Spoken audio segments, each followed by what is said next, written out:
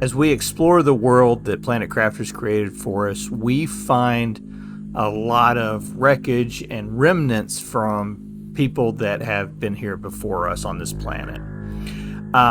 Most of them don't have a story that we can put together, but one that does is the original Planet Crafter, Xiaodan. So in this episode, we're going to explore a little bit about the life of Xiaodan here in Planet Crafter. Let's take a look. This is the crash site for Xiaodan, or the landing site for Xiaodan.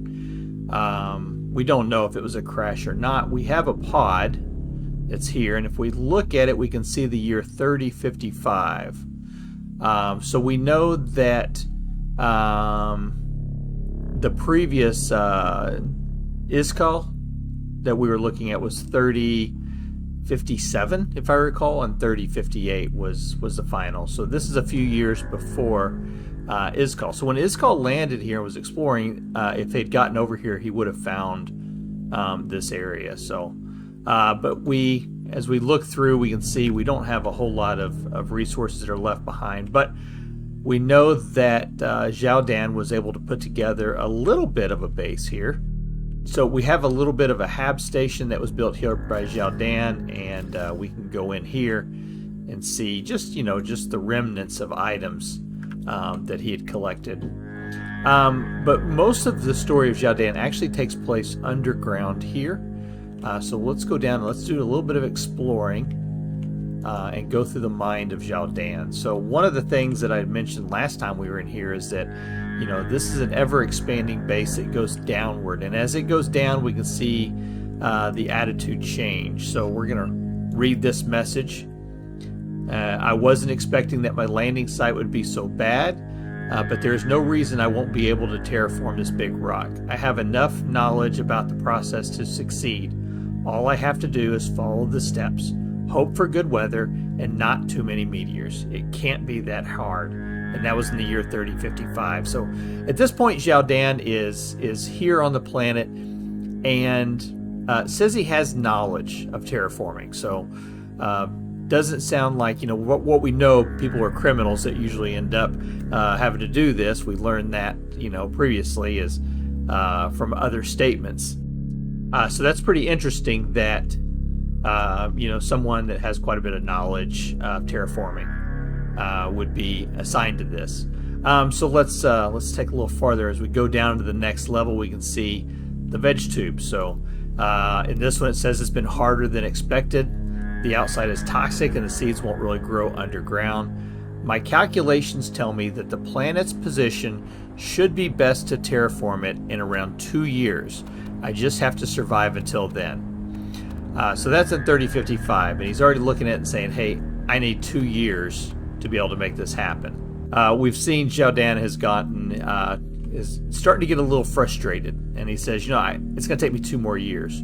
So that's going to take it to 3057 before he believes he can get anything to happen. So we go down another level, and we've got a couple more areas here we're going to be going down, but here it is at 3056, so we don't know if it's been a full year yet, but it says, and where am I supposed to find more iridium on this planet? I scouted everywhere without chance. There's ice everywhere. It's critical that I found some to start heating the planet. Everything outside is freezing. I just have to sleep. Tomorrow will be better. This sentence for something so small is inhumane. I didn't deserve it. I don't know. That just seems kind of odd to me when we're talking about Xiaodan, one being probably a scientist, having knowledge, and then having committed a crime. That he's had to make this choice of coming and doing this type of work. This is where we start to see things kind of de-evolve, I believe.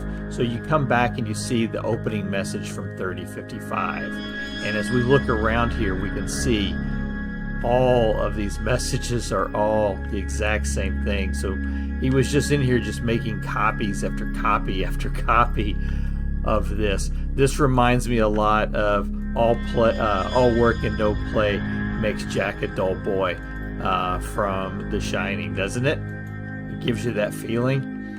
So we did not go any farther than this. Remember, I don't even know if we even checked this chest when it came down.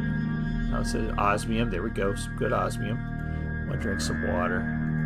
We'll take another there. So now we have this wall.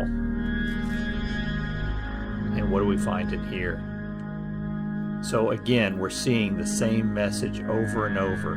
But we do have one more message here from Xiaodan. It says, "You sent me here to die. You knew it was impossible. You don't even care. All you care about is profit and colonization. Whoever thought it was a good idea, go to hell.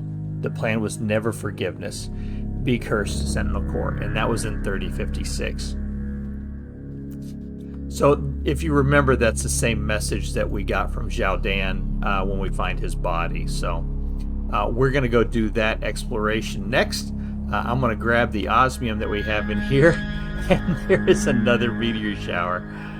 We're hitting a lot of activity now that we're getting our TI score up to a higher point. So let me get up and I guess we need to look at the one more up that was over here. I think it was just there's no messages in here, but we'll have to come back and get all this stuff cleared out too. Okay, so I'm gonna get out of here and we'll go to Xiaodan's final resting place. And then of course we showed this earlier. There's a little hidden area here where you can deconstruct it, and you come in and we find the body of Xiaodan, and we're assuming it's Xiaodan. When we click on this message, we see a signed message from 3056, the same message that we just got done reading down below. "You sent me here to die. You knew it was impossible."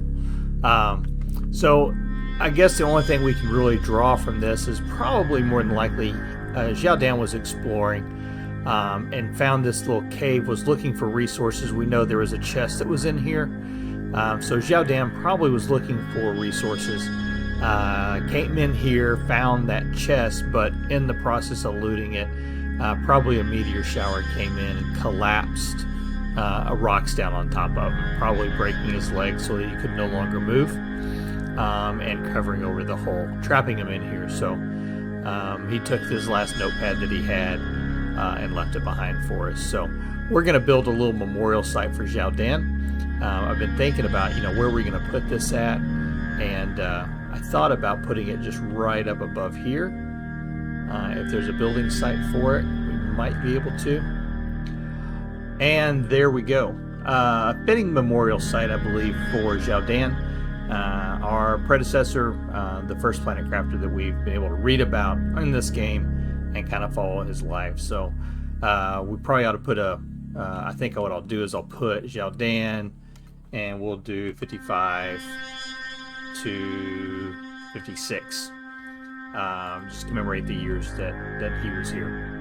Okay, folks, that's actually going to do it for this episode of Planet Crafter. This is not a building one. This is just kind of a fun little lore, getting into explore the world of Planet Crafter. We have other areas to explore and other things to kind of research and do, but I wanted to take the time to do that one. So thanks for spending this time with me. This is Shino, and we'll see you next time. Take care.